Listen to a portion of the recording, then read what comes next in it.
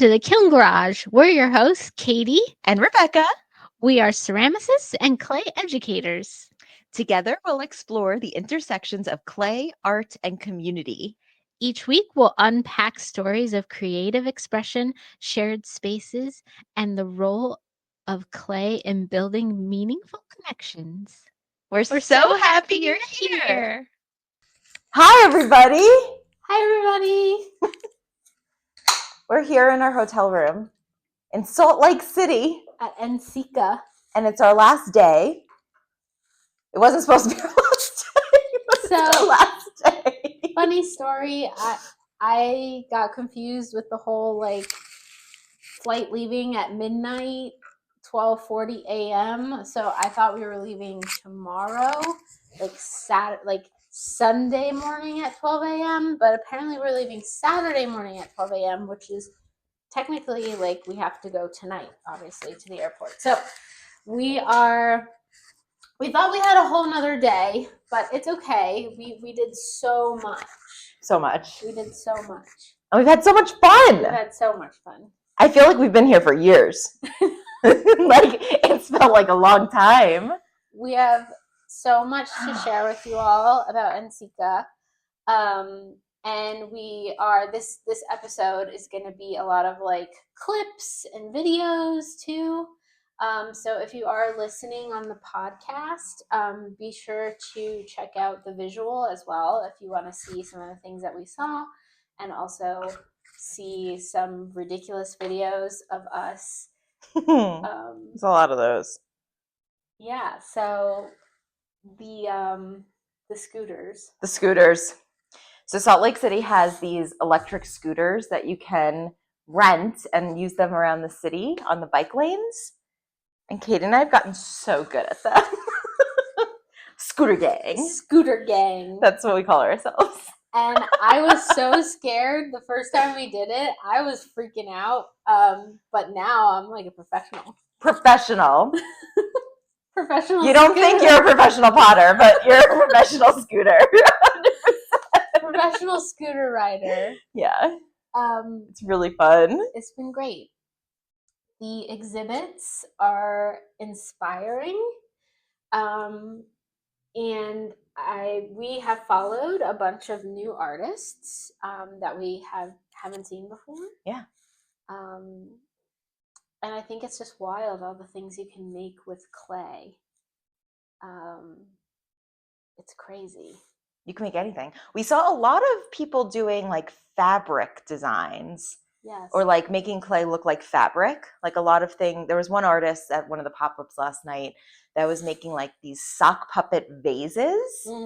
And everything, her mugs, she had these vases, but everything looked like it was knitted or crocheted. And it was all ceramic, and it was really cool. It was really awesome.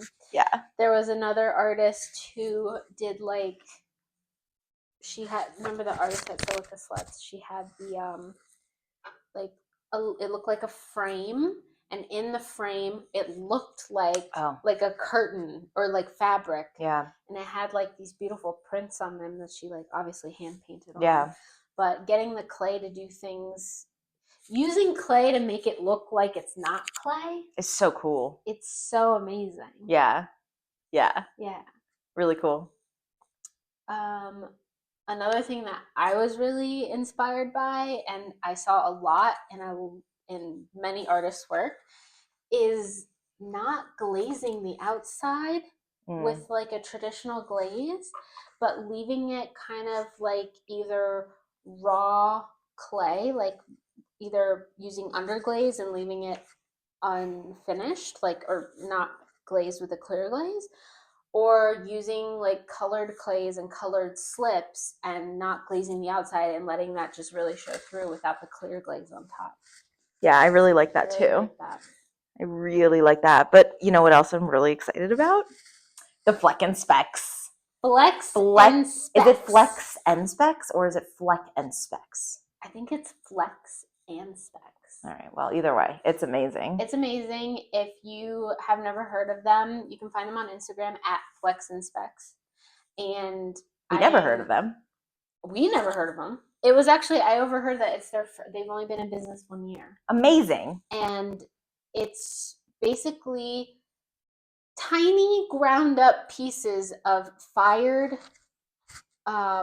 clay, fired to cone 10, colored clay, and you can put it in, you can wedge it inside of your work, you can press it inside of your work, and it creates this like speckled, fleckled thing. And they come in different sizes. So there's like a large, like an extra large size where it really looks like pebbles, like tiny pebbles.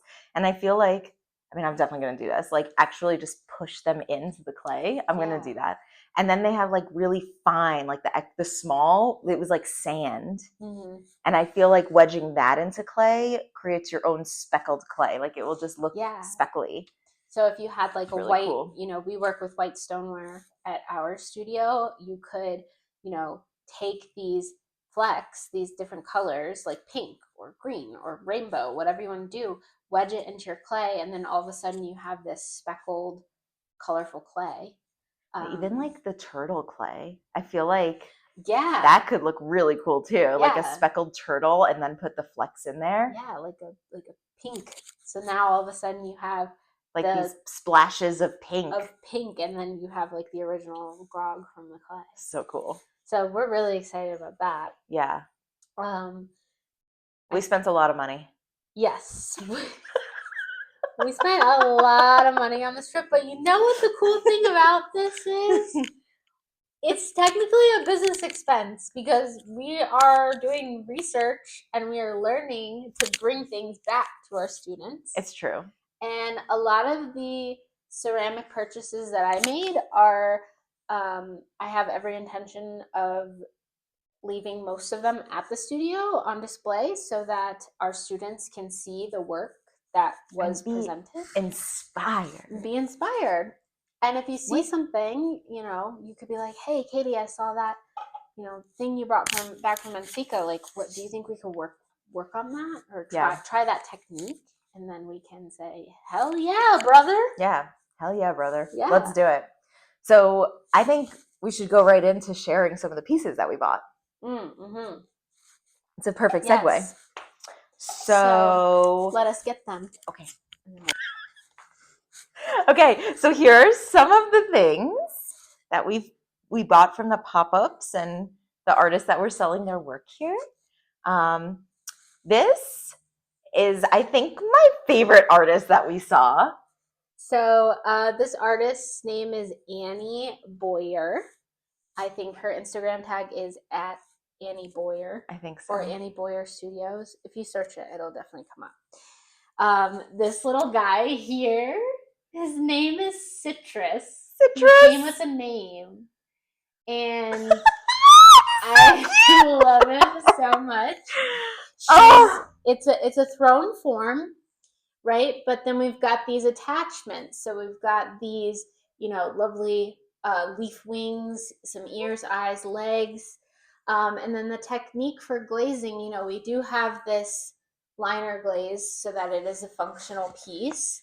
But we've got like this underglazed body with these white, I think it's snow celadon. Yeah, it's I really sort of just white glaze, and then his wings are shiny, his eyes are shiny, and his nose, but then his legs are matte.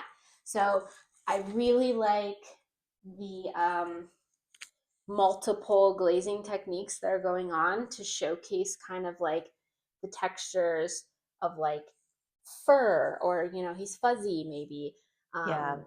And it's just, I love him. It's a big play on texture, and to have the matte like paws, it adds like a warmth to it, I feel. Absolutely. But also it's like a pug moth. It's like, what? It's the cutest thing in the world, and it's got the cutest little nose, and his eyes are going in different directions. He's great. We really love him. So the same artist made this little snail.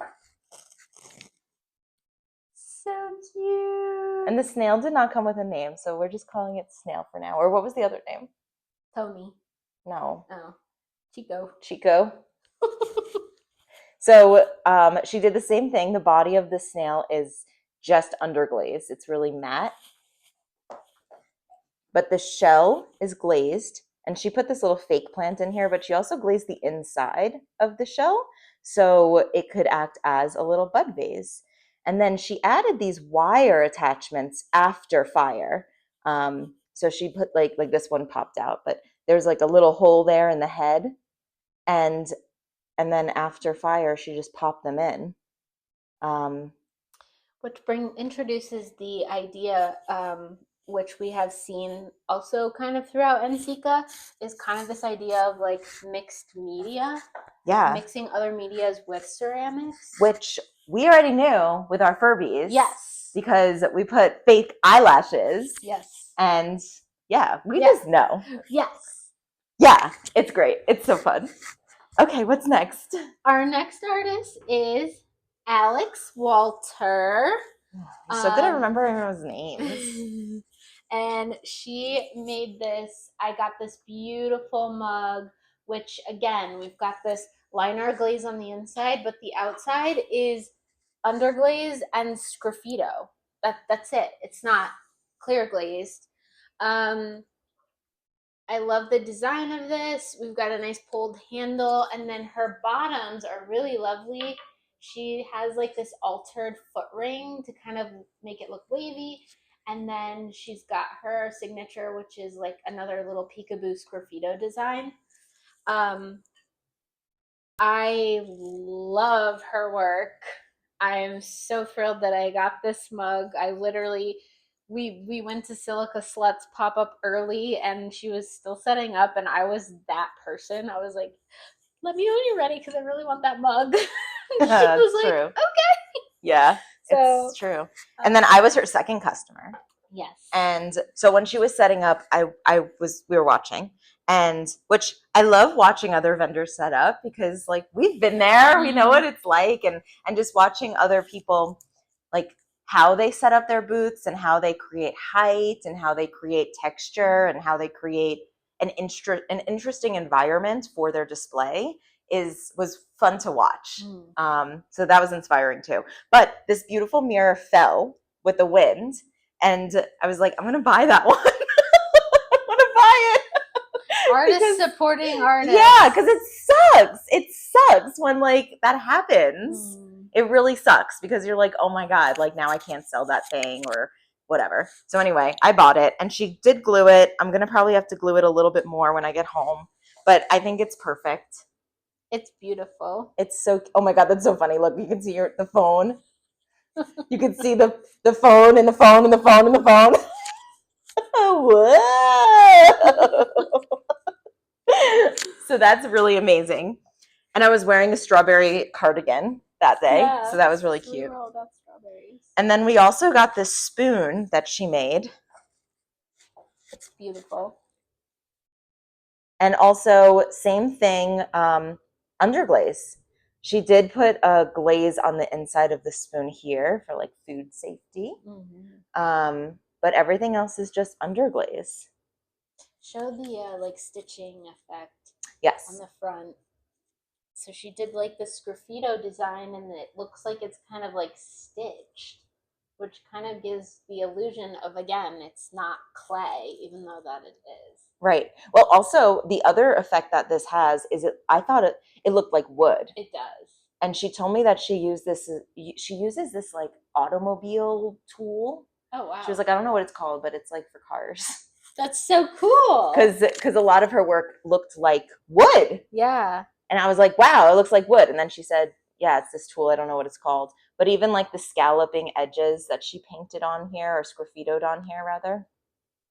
It's just really charming. I love it. Yeah, we love it. So thanks, Alex. Love it. I don't know who this artist was. Oh, man. I have his card somewhere. I bought this magnet. It says, what the actual fuck? It's amazing. And I just love it. It's underglaze and sgraffito. An inlay or no? I don't think it's, I think it's a black, you know? I don't think it's a black clay, but How'd he do that? So he did the background, waxed it, and then inlaid. Yeah. So I think there's a few ways to achieve this kind of look. But he put a really nice magnet on the back. It's very sturdy. Love it. And he was great. He was a fun guy. We also met this super cool artist. His name is Kurt Salinas. He might be listening. He might be listening because he said he wanted to listen to our podcast. He did. His Instagram handle is at Fungies22, and he calls himself the donut dino daddy. He makes these amazing like dinosaur sculptures with like the body is a donut. It's amazing. It's really Check fun. him out. And we both got this pin, and it's like a dinosaur animal cookie with sprinkles. It's so cute. They're so adorable. We love them. And we had to get them. Must have. Their work was so amazing, and yeah, very excited for this. Thanks, Kurt. Okay, now we have to switch. Okay, so our second round of things that we got from different artists. This beautiful little throne pot here with an altered rim. It's by Hannah Foz. On Instagram, she's hannah.foz, F-A-A-S. And we've got this pink and green, which is my favorite combo of colors, and then this gold luster on these kind of 3D drips here. We've got this beautiful bottom, nice and smooth, and it just spoke to me, so I had to get it. Yeah. I want to make a little interruption here. Yes. So something else that we noticed a lot of is we saw a lot of flat bottoms. Yes. So, I mean, we love a good foot ring. We love a good foot ring, right? We do. But also, like, flat bottoms are okay. They are. They're totally cool. And when they're done right and when they're finished properly, they're beautiful. They're beautiful. Yeah. So at our studio, when we teach trimming, I like to teach like a traditional like foot where you have like the 90-degree angle and you have the actual foot ring and you trim away the clay in the middle. That's like what we generally teach our students. But I also let them know as they progress through their pottery journey that it becomes potter's preference. So if you're like, you know what, foot rings aren't my thing, that's great. Your clay that means when you throw it, your bottom has to be just the right thickness if you're not going to do any trimming. Which we got a tool for. We did. We got a tool for you guys. We got a tool for that. That's going to be another segment of this long episode. Yeah.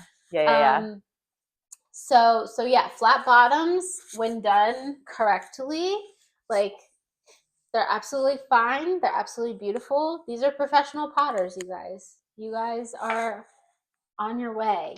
So let's go to Sarah's because she also has flat bottoms. Yes. So these are Sarah Anderson's pieces. And we bought these at the Sula booth when she did her bag drop. And they're just fabulous. So she uses a porcelain clay, which you can tell, you can't really see it on this video, but you can see the light coming through the sgraffito design because of the nature of porcelain. It's so, thin, quote unquote, that it becomes translucent. It glows. We saw a lot of potters using porcelain. I think it depends on the technique and the effect that you're trying to achieve through your work. And with Sarah's amazing sgraffito design that she does, I think it's the porcelain just really kind of brings it all together with that translucency. And she's coming to visit us at Hugs, you guys. Yes. We haven't officially announced it yet, but Sarah Anderson is coming to do her sgraffito tour at Hug Ceramics on June 20th. So if you would like to learn how to sgraffito from the sgraffito queen herself, keep an eye out on her website. She is coming in the summer. Limited spots available. I think 9. And you best believe Rebecca and I are doing it. So really, it's like 7 spots. So we might be able to get her to up it a little we bit. might be able to. Like to 15. We should talk to her. Yeah, or 12 at least. Yeah, we'll talk to her. Yeah. But she's also got these beautiful flat bottoms, and she uses underglaze, and then she sgraffitos her signature, which I really, really, really, really love. And we've seen a few artists do that over this week, and it's such a nice touch. This one like kind of has a foot ring, but it's still like mostly flat. There's a little bit of a foot There ring is a foot there. ring. You're right. But she does, I feel like it varies piece by piece. It depends on the piece. Yeah. You got to let your pieces talk to you, and they'll tell you what they want. Like maybe this one, the bottom was too thin, and she was like, I can't do a foot ring on that one. Yeah. So there's always going to be some changes. Yeah, absolutely. It's great. It makes it so great. They're all different. Okay, let's do this one. Oh yeah. So on the first night of the convention, there was like a preview. It was the reception. You didn't get to go on like the expo hall floor, like where all the vendors were, but there were multiple potters at these exhibitions, and you were allowed to buy some of their work. So the very first night I saw this, and I wanted it so bad, and I let it go a couple times, and I went back yesterday, and it was still there, so I got it. This artist's name is Didem Mert. Right now she is based out of not Sacramento, somewhere in California. And I was just so inspired by these pops of color and different uses of like technique within the glaze. The bare clay with some underglaze and some like glossy glaze. And then on the bottom, she kind of did like these different shapes, but they're all different glazes. It's so crazy. Against the bare clay. So it's just an amazing piece. I love it so much, and I'm very inspired by this. It looks like stone. Like it looks like a mosaic-y kind of. It does. It It's does so give cool. that mosaic effect. So I was super happy to get this and support this artist, because I really want to follow her and see if I can get more of her pieces. Like I see myself being like a collector of this artist. Like, yeah, she's really cool. Yeah, really cool stuff. This one? Yes. This one? There's a story behind this one too. There's a lot of stories behind this. All of these pieces have stories. Oh yeah. Okay. So, so this piece was soda fired, which we didn't really know what that was. We had to look it up. Yeah. We should have just asked him to explain it to us. Yeah. But basically you add like baking soda or like a different type of baking soda formula to like while your pieces are firing in the kiln. Like you throw it in at some point. We still don't like fully understand it, to be honest with you. Yeah, like we're gonna be totally honest. We're still learning about that. Yeah. But we saw a lot of, alternatively fired pieces, raku firing, soda firing, salt firing, wood firing. And we're excited to learn more about what all those mean. But this piece was soda fired. And the colors, like you can't really even see it in the camera, but like there's just all this variation from the heat and from the soda, like from the sodium bicarbonate. There's like all of this like variation. He used the same glaze. He had other mugs on his table. This artist his name is Chris Long. Mm-hmm. And he had other pieces on his table that he used the same glazes, and they were like bright, like pinks and greens. And then there was this one, and it came out this way because of the soda firing. Amazing. We just love it. He's got a nice foot ring. He's got a little smooth foot ring, and he did the sgraffito thing or an inlay. Yeah. And the funny story about this too is we saw it. Rebecca fell in love with it when she first saw it. She picked it up. Then we walked around, and then as we were leaving, so we exited the brewery where the pop-up was, and there's like a fence, and Rebecca was like, man, I really want that mug. I gotta have it. And I was like, all right. So we like went up to the fence, Katie and I said, for some reason, I said, may we conduct an over-the-fence purchase? And he says, I was hoping that would happen today. So this was purchased over the fence. Of the patio of the bar. Mm-hmm. And it's just amazing. And I think all these little dots like are just individually painted on with glaze.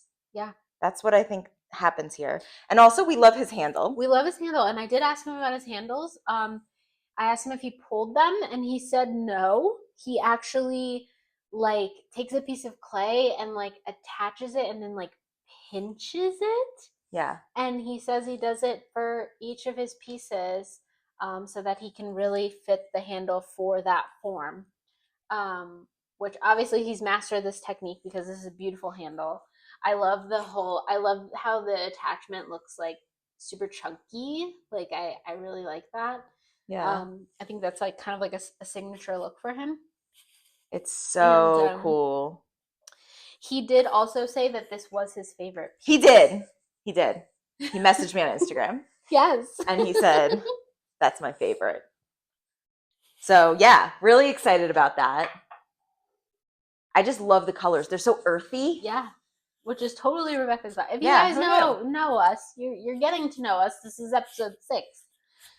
I also love bright colors, though. You do love bright colors, but I love like a nice like muted thing. I think if people were like, describe Rebecca, I think they would be like in colors. I think they would be like greens, browns, yellows, oranges, like some blue in there, but like an earthy blue. No pink. Like I think like a pinky orange, maybe. Pinky orange, like a brightish orange. Yeah. Pinky. Not your pink, like it's fuzzy different. Peach pink. Okay, yeah. Kind of like fuzzy peach. But that's how I would describe you. Okay, interesting. That would be fun. I would love for people to write in and tell us their color profiles of what they think we are. Yeah. Who are we in color? Who are we? It's really cool. All right, so we have one more artist here. Milo. Do you remember Milo's last name? I can definitely look up. So Milo does a lot of like illustrative work, it seems. His style is pretty cartoony, it looked like, right? Yeah, this is Milo Berizin. I don't know if I'm pronouncing that correctly, but that's Milo there. His work was also featured at some of that work on the exhibit, like the exhibit. He was in the same show as Diadem. Yes. And so we got these acorns. Yes. And also a cigarette. Yes, we got these acorn magnets. They were super, super cute. I could not take my eyes off them. And they're slightly different. They're all like individually made. Yeah. Really nice magnet on the back. And I also got this keychain by him. It's a cigarette keychain, and I think it's so flippin' cool. And it's, there's no glossy glaze on this. It's just matte. It's really cool. So that was fun. So fun. Such a bad habit, though. Don't smoke, you guys. Yeah, no smoking. It's really cool. But this is cool. This is cool. Because you can pretend like you're smoking. It's me, Gladys. It's me, Gladys. We bought it for Gladys. That's who it's for. Amazing. Yeah. Okay, we have one more. Round. All right. Last but not least, we purchased some work from the very talented and super cute and nice Hype Queen Studios. And she was so sweet. She was so nice. And I kind of want to say something also. Okay. Just about like like if you're going to sell your work and stuff. So I'll be completely honest. I didn't really think I was going to buy one of these pieces. I love them, but I didn't think I wanted, like I needed one, you know? But I loved her so much that I bought one, because it's so much more than just the art. It's about the connection you have with the artist, and it's supporting the person who makes the art. It's supporting the artists themselves. And that's such a big part of it. There was stuff that I saw that I loved, but the artist was really disengaged, didn't say hello, wasn't smiling, didn't look excited to be there, and we did not buy any of their work, you know? So like it really makes a difference. It does. Especially in this type of setting. I mean, maybe if you sell online exclusively, it doesn't matter so much. But when you're going to be in person, especially at a pottery convention, when there's going to be other educators and other artists there, like, you got to show up for it, you know? Like, you just got to show up for it. You gotta. So we felt like that was a really important lesson to pass on to you guys, whether you're trying to sell your work or whether you're just presenting your work. Or if you're a collector, think about who you're buying from too. You know, like, who do you want to support also? Yeah. I think it's important. It is. So, do you know her name, her first name? I'm going to look it up. I forget her name. Her tag on Instagram is at Hype Queen Studios. Her name is Madison Graybill. Madison. And really, really sweet. She was lovely. We loved her. Lots of energy. And she specializes in these slip-casted ceramic balloons. So I'll show you a little guy first. And she even put the string on. So I got this star-shaped balloon. And Rebecca got the smiley face with like the two-tone glaze, which is amazing. I think it looks like me. And it does look like you. And it's got this hole in the back so that you can hang it up on the wall. Like this. Look at this. We'll have to get a picture later. We'll get a picture. But they're so cute. And look at the edges, you guys.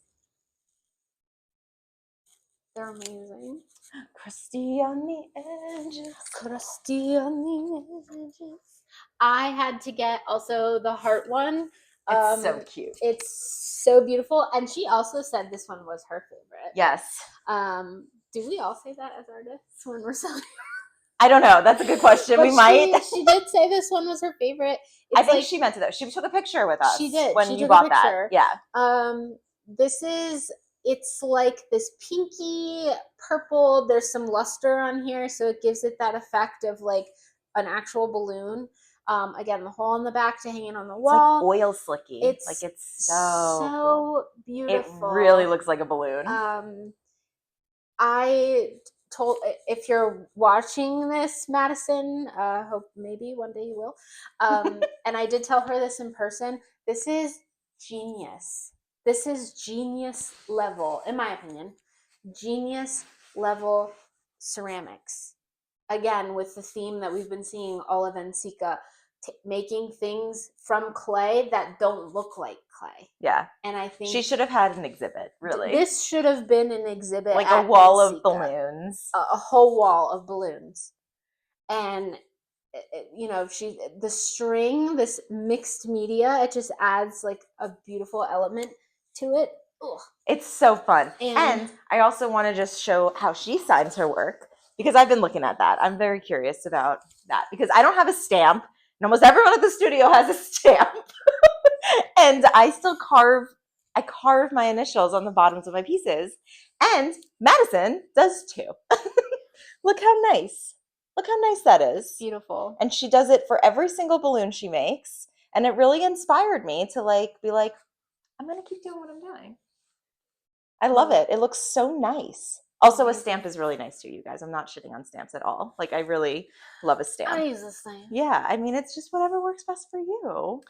It is whatever works best for you. Do we look alike? Do we look alike? Yes. We also have this joke all throughout NCECA. We'll let you guys in on. whenever we were talking to somebody, like we'll put the slideshow on. You guys will get to see the pictures. We met Hope Lemansky. We met Becca Sands, Sarah Connor. Bonus, we met Bryn from Gummy Pony, who isn't even in ceramics, but she's a wonderful artist. You should follow her as well. And we also met Sarah Anderson. And Did every you say Sarah time O'Connor? Sarah Connor? Sarah Connor, Sarah Anderson. We met all these people, which, like, you know, we've been following for a long time. My whole pottery career, I've been following them, so it's really cool to see them in person. But we have this joke that whenever we were talking to them, we look like this because we're just we feel so awkward, like you know, we feel like we're just like, oh hi, Hey guys, hi, Hi. we're Rebecca and Katie, Hi. like, but I really do think we look like that, though. we do look like that. We gotta practice our posture. Yeah, we gotta practice our posture. But yeah, so this episode, the NCECA, themed episodes are probably going to span over episodes 6, 7, maybe even 8, because we have so much to share with you guys. Yeah. But we wanted this to be kind of your intro to the things that we've seen. Yeah, we're so excited about the art. Like, we're so excited and we're so inspired. Yeah. And we've got like workshop ideas for you guys. Yes. And we've got ideas for our own collections. We're going to do a collaboration. Yeah. We're going to do these cool things. But we're also really excited about all the tools that we got and all the little materials and the free samples that we got. Got a ton of free samples. Yeah. An episode on just free samples. I don't know. I think we'll... Maybe. No, it'll be like a montage. It'll be like, we'll cut it. Okay. So that it's like just us showing it and us talking over it. Okay. And like, here are all the free samples. Okay. Yeah. We'll figure it out. It'll be perfect. Yeah. Thanks so much for watching. And we will see you back at home in New Jersey. Where we belong. In Cherry Hill. We don't belong out here. No. In Utah. We do not belong out here. No Although we do really want some scooters. The scooters are cool, but if we were to ride a scooter in Philly. Or Cherry Hill. We would simply die. Easily. The roads are so wide out here. So wide. There's so much space. There's even a bus lane. There's a bike lane, a bus lane, and then the cars. It's crazy. You can see it right here from the window. Yeah. Oh, there was a really cool restaurant. Did we talk about the rabbit hole? Oh, yeah.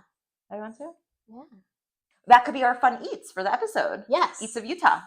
So now time for our fun eats of the episode. Utah version. Salt Lake City edition. We went to this place across the street from the hotel called The Rabbit Hole. And my goodness, was it a rabbit hole in there. It was so cool. It was so cool. Like, so you walk in and it's got all this like funky furniture inside. Yeah. And there's like, you know, those big library ladders? Yeah. They had those on the wall with just like wine bottles behind it. It was really cool. So they were like, do you want to sit upstairs or do you want to sit downstairs in the jazz lounge? And we were like, the jazz lounge, of course. Wow. So we went down there and it was so cool. It was pitch black. Like, we couldn't see anything. I couldn't see where I was going. But they had these, like, there was a live jazz band down there called the Flamingos. Yes. That's who was performing that night. At Flamingos Jazz on Instagram. Yeah? Yeah. Amazing. I gotta follow them. I didn't follow them. They were really great. They were fabulous. And then the food was amazing. Those mushrooms? Yes, there was something called intermountain mushrooms, which I don't know what that means or where these mushrooms grow came inside from. Of the mountains. They've gotta be, because they're nothing like I've ever tasted, and they were so good. Highly recommend. They were also probably cooked with like a ton of butter and fat and deliciousness. Amazing. But like so good. And you know what? They had like a crunchy onion on top. That's what that was so good. The crunchy onion. It was so good. So we had tapas. We ordered tapas. Like yeah. So we ordered like a few things and we shared, and it was really, really fun. It was wonderful. And I got a cocktail. You did. I got a cocktail called bringing back the honeybee or something. I forget what Yeah, it was is called. that what it's called? I think it was called like honey comeback or something. I don't know, but it was delicious. I had a And- bia. And Rebecca had a beer. I had a bia. It was good. It was like a sour beer. And we had our backpacks and our sweatshirts. And we looked like this. And we looked like this. And we just went down to the jazz lounge. And then, of course, I had to go to the bathroom because I have to pee all the time. And especially since my kidney stone, you guys know about now. Yikes. So I was like, where's the bathroom? And, well, I told Katie, I was like, I gotta go to the bathroom. And she was like, good luck, because we couldn't see anything down there. So I made my way back to the stairs, and there was like a security guard there. And I was like, bathroom? And he was like, okay, you gotta go up the stairs. You gotta go down to the restaurant, and then you gotta go down the stairs again. And I was like, ah! So I did. I went up, I went back, I went down. There was another guy standing there, and he was like, bathroom? I was like, yeah. And he was like, around the corner. And I went around the corner. And there it was. She was gone for like 20 minutes. It really was the rabbit hole. I hope Rebecca's okay. It was the rabbit hole. Like, you just keep going down the rabbit hole. It was a really cool place. I think we're going to go there one more time for dinner tonight. We are going to do dinner there tonight. But we'll sit upstairs. We will sit upstairs this time for a different experience. Yes. Because we got a flight to catch. Yep. We can't get sucked into the jazz lounge. No, not tonight. Not tonight, unfortunately. But yeah, if you're ever in Salt Lake City, highly recommend the rabbit hole. Rabbit hole. And go to the bathroom. It's a fun experience. It is. Yeah. Awesome. Yeah. Well, thanks so much. Thanks, you guys. Watching. Yes. Don't forget to like, share, and follow on all of our things And at the Kiln Garage. subscribe at the Kiln Garage. Oh, I just flipped my mic around. Okay. Also, we might have some new followers or some new listeners now. I hope so. Katie. Oh, also, our mugs sold. Oh, yes. In the mug room. Yes. Wait, we need to talk about that. Right now? Should we do it? Should this be a part of the next episode?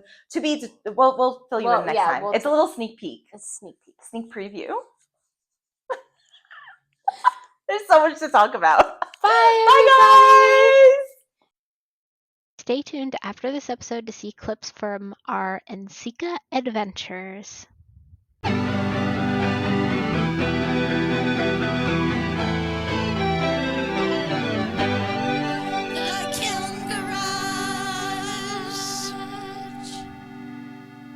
Rebecca and I participated in the cup room where you leave your mugs or cups behind and then people come in to purchase them to benefit the NCECA Foundation, maybe?